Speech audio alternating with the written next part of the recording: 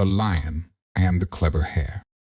In the heart of the African savanna, where the sun blazed down upon the golden grasslands, and the acacia trees stretched their thorny branches towards the sky, there lived a mighty lion named Mfumu. Mu was not just any lion. He was the king of all animals in the savanna. His roar echoed across the plains, sending shivers down the spines of every creature.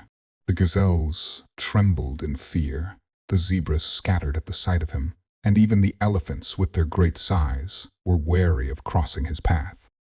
Mu had grown accustomed to his power and the fear he inspired.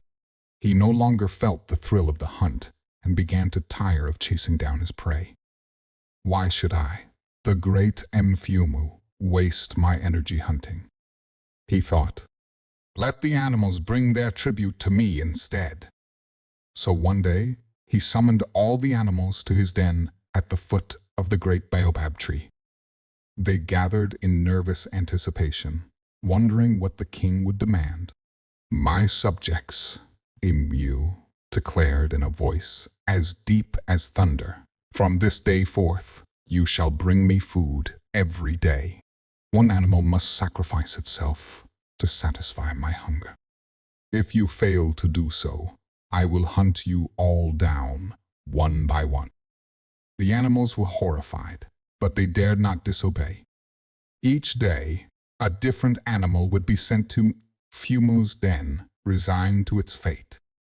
The lion grew fat and lazy, content in his power and the endless supply of food. But there was one animal who was not willing to accept this new order. His name was Kalulu, a small but exceptionally clever hare. Kalulu was known throughout the savanna for his quick wit and cunning tricks. He couldn't bear to see his fellow animals living in fear, and he was determined to put an end to Mfumu's tyranny. Kalulu thought long and hard, and soon he devised a plan. The next morning, he hopped over to Mu's den, where the lion lounged in the shade, waiting for his next meal. Great Mfumu, Kalulu began, bowing low before the lion. I come with news that may concern you. Mu opened one eye lazily. What is it, Kalulu? Speak quickly, for I grow hungry. Kalulu pretended to tremble with fear. O mighty king, as I was coming to bring you your meal, I encountered another lion, larger and fiercer than you. He claimed to be the true king of the savanna and threatened to take your place. Mu's eyes snapped open, and he rose to his feet, his pride wounded. Another lion, you say? Where is this impostor? I will tear him to pieces. Kalulu pointed towards the dense forest.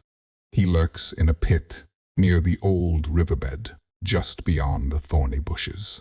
He challenged you to a battle, but I feared for your safety and came to warn you first. Mu, his anger boiling over, roared so loudly that the ground seemed to shake. Take me to him at once, Kalulu.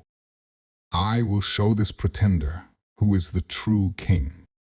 Kalulu led Mfumu through the savanna, weaving through the tall grass and around the twisted trees. He brought the lion to the edge of a deep pit, carefully covered with leaves and branches, so it appeared solid ground. Kalulu stopped and pointed down. There he is, mighty Mfumu, hiding at the bottom of this pit, too cowardly to face you directly.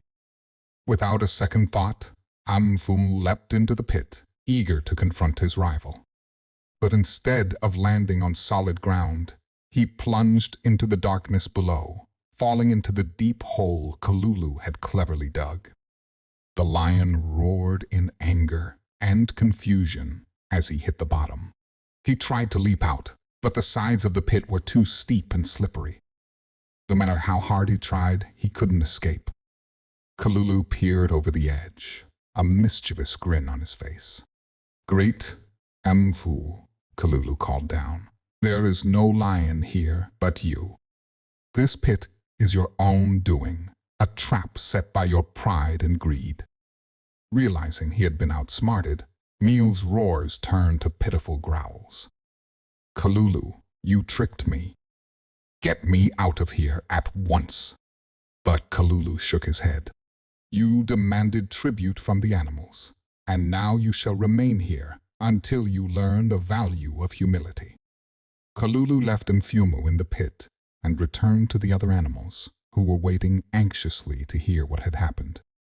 When they heard the tale of how Kalulu had outwitted the lion, they rejoiced and celebrated his cleverness. No longer would they live in fear of Mfumu.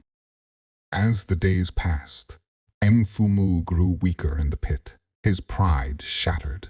The animals, led by Kalulu, would occasionally bring him food, but only enough to keep him alive. They wanted to ensure he would never forget his lesson. In time, Mfumu came to understand the folly of his arrogance. He begged for forgiveness and promised.